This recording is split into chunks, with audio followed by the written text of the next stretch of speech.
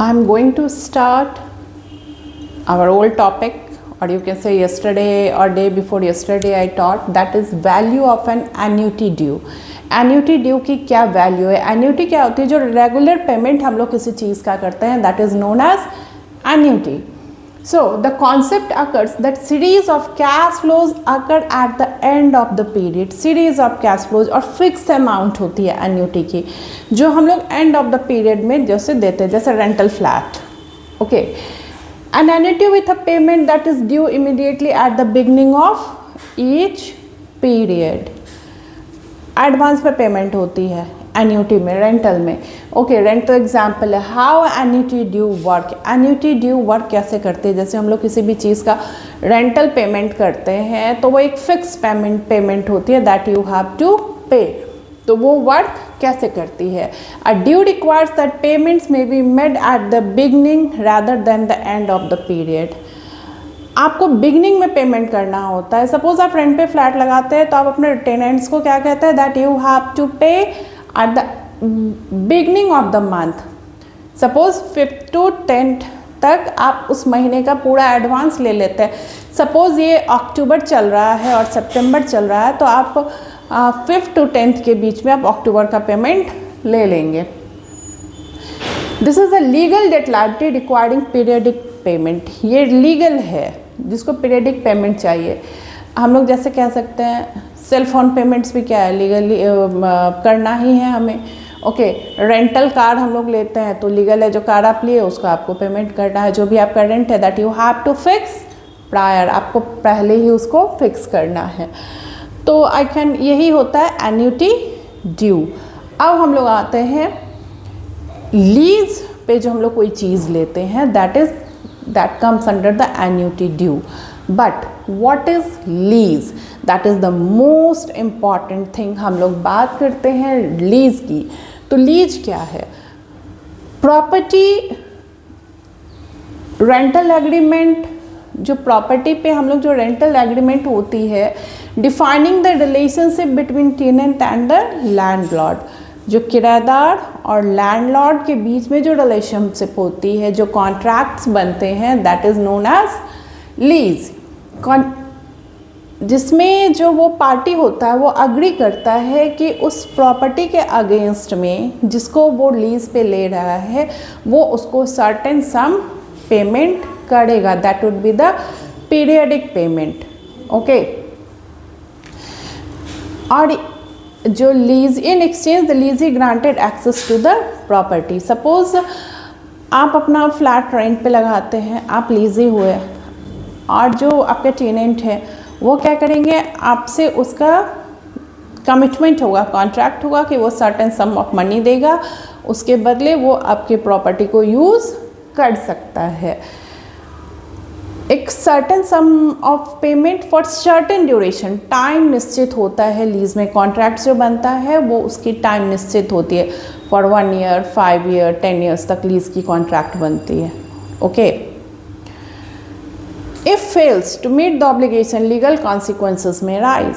अगर फेल होती है तो आपके ऊपर लीगल वेदर आप अगर प्रॉपर्टी यूज़ करने का 10 साल का एग्रीमेंट बनाया है, लैंड ऑनर ने दिया है, देन जो भी कॉन्ट्रैक्ट्स में आते हैं वो उसको यूज़ कर सकता है. अगर आप बीच में उसको कहते हैं खाली करने के लिए तो आप पे लीगल एक्शन लिया जाएगा. और जिसने फ्लैट रेंट पे लिया है वो उसका पूरा यूज़ कर सकता है. अगर उसने भी अगर पेमेंट टाइम पे नहीं किया, प्रॉपर्टी को कोई क्षति पहुंचाई, तो विदाउट जो कॉन्ट्रैक्ट में मेंशन नहीं है, अपने मन से कोई कंस्ट्रक्शन किया, तो आप भी जो लैंडलॉर्ड हैं वो उसके अगेंस्ट लीगल एक्शन ले सकते हैं. It specifies the amount of rent, the duration of lease.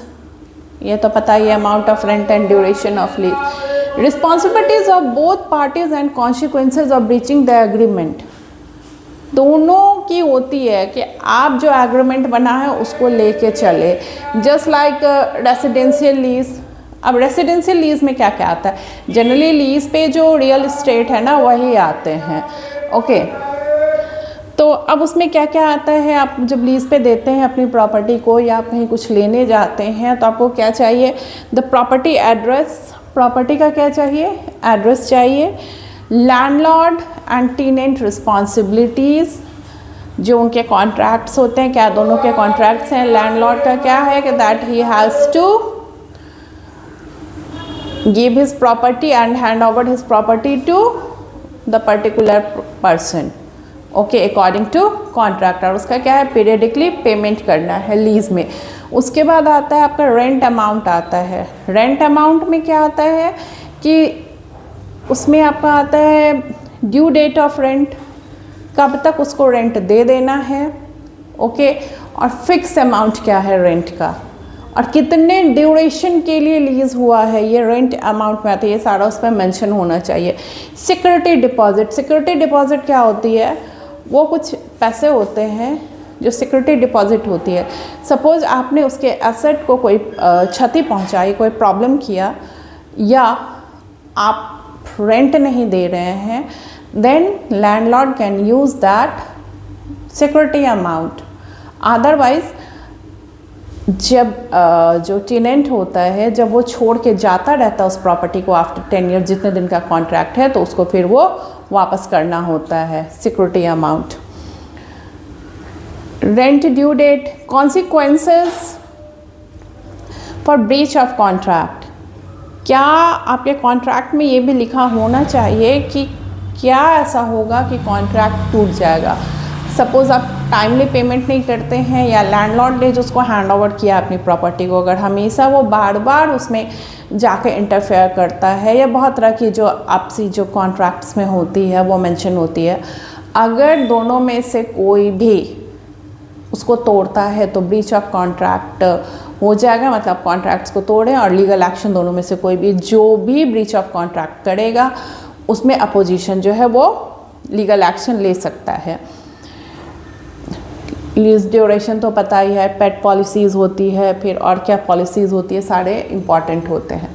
अब हम लोग एक बात आता है कि अल्टरनेटिव टू लीज़ क्या है। अगर कोई लैंडलॉर्ड है, उसको पैसे की ज़रूरत है, अपना जो कोई सामान अगर लीज़ पे देता है, दैट मीन्स अपनी गाड़ी को लीज़ पे देता है, या अपनी प्रॉपर्टी को देता है, जनरली प्रॉपर्टी पे ही लीज़ होते हैं, तो उसका अल्टरनेटिव क्या है, लोन। अल्टरनेटिव लीज़ का क्या है, loan. Loan against property, property पे आप लोन ले लीजिए, थोड़ा टफ है बट इट इजी, या आप उसको रेंट पे लगा दीजिए। बट अगर आप रेंट पे देते हैं तब उसकी दिक्कत क्या है, ये लीज टेम्पररी एग्रीमेंट है, लोन क्या है, लॉन्ग टर्म है, ठीक है। लीज क्या है, टेम्पररी एग्रीमेंट है, और लोन क्या है, वो लॉन्ग टर्म में कम से कम 15 to 30 ईयर्स का होगा। लीज क्या होगा, 1 to 5 year, maximum 10 years. Lease में आपके की जो प्रॉपर्टी उसका कोई एक्सेस नहीं होता है। रेंट में क्या होता है, आपकी प्रॉपर्टी में आपका एक्सेस होता है, मतलब somehow you can interfere in your property.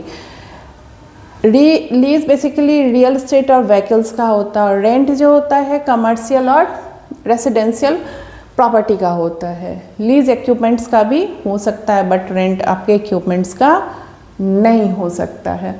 अब आते हैं जो लीज के प्रॉस एंड कॉन्स क्या हैं, क्या फ़ायदे हैं, क्या नुकसान है। तो हम लोग पहले प्रॉस देखते हैं। लीज का बेनिफिट क्या है, स्टेडी रेंटल इनकम, आपका टाइम पे रेंटल इनकम आएगा, but limited control over property, property पे आपका कंट्रोल क्या है, लिमिटेड है, जो आपको पहले बता चुकी हूँ। प्रॉपर्टी एप्रिसिएशन पोटेंशियली, संभावना है प्रॉपर्टी का एप्रिसिएशन हो, बट इसका जो कौन है वो क्या है, legal and regulatory responsibilities. Tax benefit है लीज में, इसका जो प्रॉस बेनिफिट, प्रॉस क्या है, टैक्स बेनिफिट्स हैं। लीज पे अगर आप कोई प्रॉपर्टी देते हैं, लेते हैं, तो टैक्स बेनिफिट होता है, लेकिन लीगल उसमें बहुत कुछ लीगली मेंशन करना पड़ता है। डाइवर्सिफिकेशन ऑफ इन्वेस्टमेंट, प्रॉस क्या है, आप डाइवर्सिफिकेशन कर सकते हैं इन्वेस्टमेंट का, लेकिन इसका ये क्या है, lease renewal negotiation have hassles. अगर आप उसको रिन्यू करते हैं या उसके अगेंस्ट पेपर कॉन्ट्रैक्ट अगेंस्ट कुछ करते हैं, तो आपके लिए प्रॉब्लम क्रिएट हो सकता है। एडिशनल इनकम स्ट्रीम है लीज में, but rental rate changes, rent का रेट चेंज हो सकता है, पर लीज का क्या है कि it has been fixed according to your contract. So I think I have completed and clear concept of lease. If you have any problem, then inbox me. Thank you.